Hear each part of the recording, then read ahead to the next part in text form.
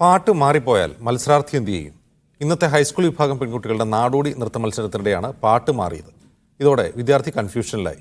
ശരിയായ പാട്ട് വന്നതോടെ തകർപ്പൻ നൃത്തവും തുടങ്ങി.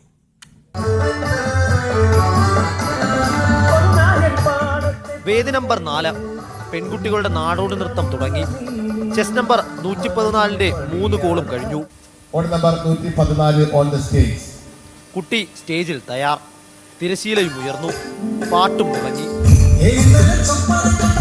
പക്ഷേ നർത്തകി അനങ്ങുന്നില്ല. അവളുടെ കണ്ണുകൾ അങ്കലാപ്പോടെ 4 പാടും ഓടി നടക്കുകയാണ്. കാര്യം മറ്റൊന്നുമല്ല, പാട്ട് മാറിപ്പോയി. കർട്ടൻ വീണു. താഴെ രക്ഷിതാക്കളുടെ നെട്ടോട്ടം. മൈക്കോപ്പറേറ്റർ കുത്തിയ പെൻഡ്രൈവ് മാറിപ്പോയതാണ്. 9ാം ക്ലാസ്സുകാരി നന്ദന ഒരു നിമിഷം ഉരുകിയില്ലാതായി. പക്ഷേ അങ്ങനങ്ങ് പേടിച്ചാൽ എങ്ങനെ ശരിയാകും? വീണ്ടും തിരശീല ഉയർന്നപ്പോൾ കൊച്ചുമിടുക്കി വേദി തകർത്തു.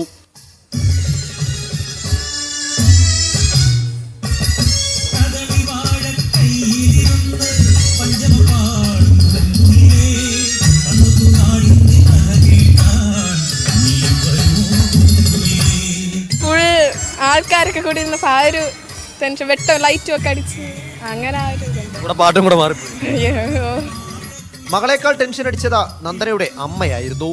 എനിക്കങ്ങനെ നമുക്കെന്ന് വെച്ചാൽ ഇത് ഭയങ്കര വലിയൊരു സ്റ്റേജിൽ വന്നിട്ട് നമുക്ക് അത്രയും ടെൻഷനോടെ നമ്മൾ നിൽക്കുകയില്ലേ. ഇത്രയും വലിയൊരു വേദിയിൽ വന്ന് നമുക്ക് കിട്ടിയത് തന്നെ നമുക്ക് ഭയങ്കര അതല്ലേ, അപ്പോൾ തന്നെ ടെൻഷനായിപ്പോയി. ആദ്യ സംസ്ഥാന കലോത്സവമാണ് തിരുവനന്തപുരം നെയ്യാറ്റിൻകര സ്വദേശിയായ നന്ദനയുടേത്. എ ഗ്രേഡിൽ കുറഞ്ഞ ഒന്നും പ്രതീക്ഷിക്കുന്നില്ല എന്നാണ് ഈ 14കാരി പറയുന്നത്. കലോത്സവ നഗരിയിൽ നിന്നും കണ്ണൻ നിലമ്പൂരിനൊപ്പം ഗോപാൽ ശീലാസനൽ, ടീം മീഡിയ 1.